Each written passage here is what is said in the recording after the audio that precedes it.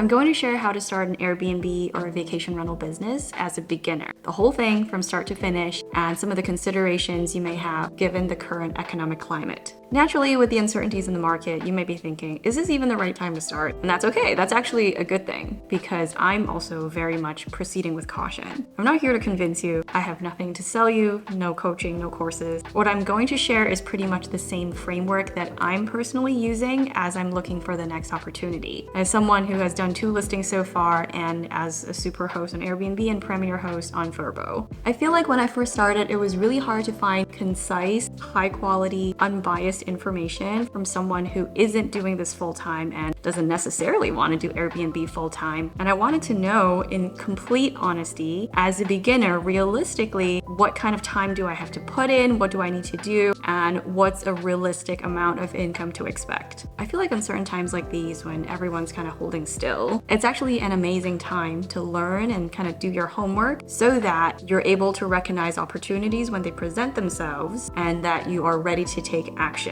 So I'm glad you're here. I'll first give you the step-by-step, and as I go through, I'll give you what I'm thinking about as far as like interest rates going up, housing market questionable, all of those things. And then towards the end, I will share roughly the time frame and how much money I've made so far. The first step is to just learn some basics for free, like on YouTube, and immediately try to put those in action. Take those small actionable steps as you're still learning before you think you're ready. Number 2, you pick a market. By that, I mean you pick a location and a target demographic. I'm a huge advocate for just picking something that you like a destination that you would want to travel to, because A, it's fun, and B, because you'll have overlap with your target guests. You'll understand their needs better, and the extra care that you can put in will really show. I think something in town might also be reasonable. You can leverage what you already know about your city, and there's comfort in knowing that if something were to really go wrong, you could show up and fix it in person. I will say, I showed up way too often when it was the tiny house in my backyard because I could. And then when we got the beach house in Florida, not once did I ever need to actually be there in person to solve a problem. And so I think it could be a benefit or also a crutch. In some ways, picking something local is kind of like a security blanket, which is as real and as valid as anything else, but also something you could push past if you wish. Now, this first part should take no more than a month to think over. Just pick something and start studying it. And what do I mean by studying them? You want to look up A, regulations. Do they even allow short-term rentals? And if so, is there like a cap on number of days per year you can host, number of bookings per year, number of days per booking? Each place is going to be a little different. And then B, study the vacation rental market itself. What are the other Airbnbs in the area? What do they look like? Has the supply been going up, aka the number of listings in the area? And what's the average daily rate looking like overall as a trend? If it is trending down, that could signal that this market is saturated or there are fewer people wanting to travel to that market, hence the need to reduce prices. These are things that are top of my mind, especially in this year because there are so many markets that are very saturated. This kind of information you can find on Airbnb analytic websites like PriceLabs or AirDNA. And then a third thing I would study about a market is the housing market itself. Assuming that you're thinking of purchasing a house, especially right now, there are so many variables in the housing market with interest rates going up and with houses sitting a little longer on the market, prices should be coming down in most places. But real estate is super local. Don't let anyone on YouTube tell you what to expect. You do need to go to Zillow or Redfin to study what the trends are in your local area. The next step is to get a pre-approval from a lender. If you're planning to purchase property, most likely and most conveniently, you'll be looking at like a vacation home loan, which is very similar to the standard mortgage process where you need like your W-2 income, your credit score, pay stubs, and whatnot. The reason you should go through the pre-approval process is A, it tells you how much you can afford, and B, you need a pre-approval letter in most cases to submit an offer anyway, and a lot of realtors won't work with you unless you have a pre-approval from a bank. Getting pre-approval doesn't cost money, it doesn't commit you to anything, so it's a pretty logical and easy next step to go to. Now, of course, there are more creative ways to finance the property. You could go into rental arbitrage where you rent out a place as a long-term renter and then you list it on Airbnb as a short-term rental and you kind of pocket the difference. There's seller financing, there are DSCR loans, multiple ways of partnering with other people, which is what we did actually for the beach house. We had other partners, and there are plenty of videos on YouTube about these financing options, usually it would be like a thumbnail that promises investing in Airbnb with little or no money out of your pocket. There are pros and cons to each of these approaches. All of them have risk, obviously, and I'd encourage you to thoroughly research each of these and don't just listen to some talking head on YouTube tell you what the best way is, especially if there's a conflict of interest. Specific to the current climate though, I think one big risk is, say, if you lose your job, how much savings do you have on the side to buffer you, and what other income streams can you rely on during this time? I'm not trying to scare you, and I also don't think the right approach is to be completely risk averse and don't invest anything. But I feel like the downsides and the risks don't get talked about enough on YouTube. All we hear is how people are winning. Not financial advice, but continue to build your financial padding while you're learning Airbnb stuff. Next step, get a realtor. You can narrow down what property you want based on the budget you have and what target demographic. Like, are you looking at a big family house, or are you targeting more business travelers or couples that needs a smaller space? I found that it was helpful for my realtor to have some knowledge of the short-term rental space. However, I don't need them to be complete experts. What I want from them is their connection to that community, their network, and their knowledge of the real estate market. I don't need them to tell me what revenue this place can make as a vacation rental. That's my job. And I'd argue that the revenue projection part of this whole thing is so central to investing in Airbnbs that you need to be the one that's an expert and super comfortable making those calls. So after you're set up with a real estate agent, you'll be getting listings through MLS, or if you're just browsing on Zillow at this point, that's fine too. What you want to do is look through all the house listings in the area and do some math on each potential Airbnb. Side note, I know I'm using Airbnb interchangeably kind of as a synonym of vacation rental business, and some people really get on the soapbox of, well, you don't have an Airbnb business, that's a platform, you have a vacation rental business. Like, okay, whatever. You also don't always literally mean a Kleenex, a Tupperware, a Band-Aid, Velcro, Ziploc. I could go on about the colloquial usage of generic trademarks, so let's just all chill out on the terminology. Where was I? Math. Look at the projected revenue minus your expected expenditure and figure out how much you expect to net each year. What is that net profit with respect to your initial cash investment, aka what is your cash on cash return? I'll link to my calculator in the description box below. It's an Excel spreadsheet that I adapted from multiple other people, and I added a few parameters that I find useful. This part, as a beginner, I will say was easy to start playing around with numbers and conceptualizing, but it took a good month before I felt like I was really getting good at it. I have found that both times with both listings, I was spot on with the projection, but I am really bad at expenditures and I have underestimated expenses both times. So this is something I'm still working on. Now, as far as the actual numbers, I could do a whole video on these analyses, but at a high level, part one, you're trying to figure out revenue, and you do that by looking at comparables or comps in the area. Like, what are some similar Airbnbs? What revenue do they make, and what revenue can you therefore expect to make? I like to use price labs for this information, and specific for the current climate, I would add a wider margin of error because there are so many question marks about consumer sentiment if people will still be spending as much on travel. And then part two of that equation is using some general knowledge about home maintenance costs, area property taxes, your mortgage expenses to figure out what your monthly or yearly expenditure will look like. Most of this is stuff you can look up, and I would budget a little extra because of inflation causing different services to probably cost more in the next couple of years. And sort of tied to the inflation is the interest rates. Likely it'll stay high for a while, and so assume a high interest rate on your mortgage.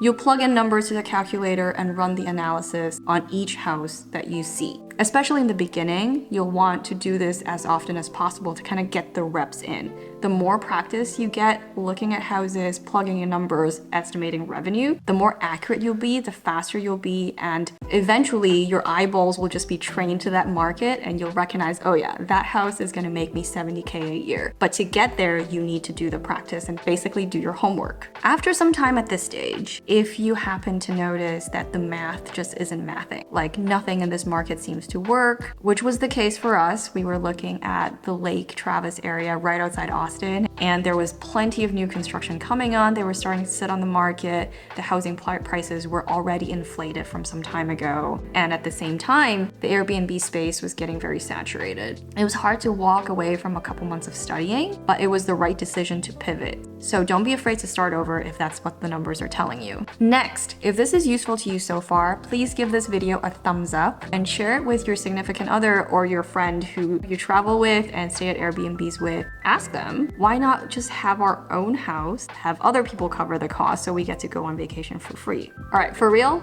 next step is to make offers and keep repeating that. Most likely your first offer is not going to be accepted, and so you'll have to be a little bit patient, and this part might take some time depending on how competitive your market is and how good a deal you want to wait for. I think in most markets where the prices are peaking or have already peaked, this year and next year might present some opportunity for some good deals. And I think it'll be interesting to find that balance between waiting for an amazing deal that's close to perfection versus being okay jumping in with a solid investment. There's no right answer. Everyone will lie somewhere different in that spectrum, but I will encourage you to not go too far into perfectionism that you don't even get started. After you get an offer accepted, then your house is under contract. This is when you'll do your due diligence stuff, like getting an inspection, finishing out the mortgage process, checking title, that kind of thing. This part usually takes about a month or two, and it's also a really good time to start thinking about the design, because some of the furniture will take forever to ship, and kind of start your setup process, like the transfer of utilities, getting different handy people. I have a whole guide on designing Airbnbs, and I also have a video on like the house setup / maintenance, like the boring stuff that you really need to do, and I'll link that whole playlist below.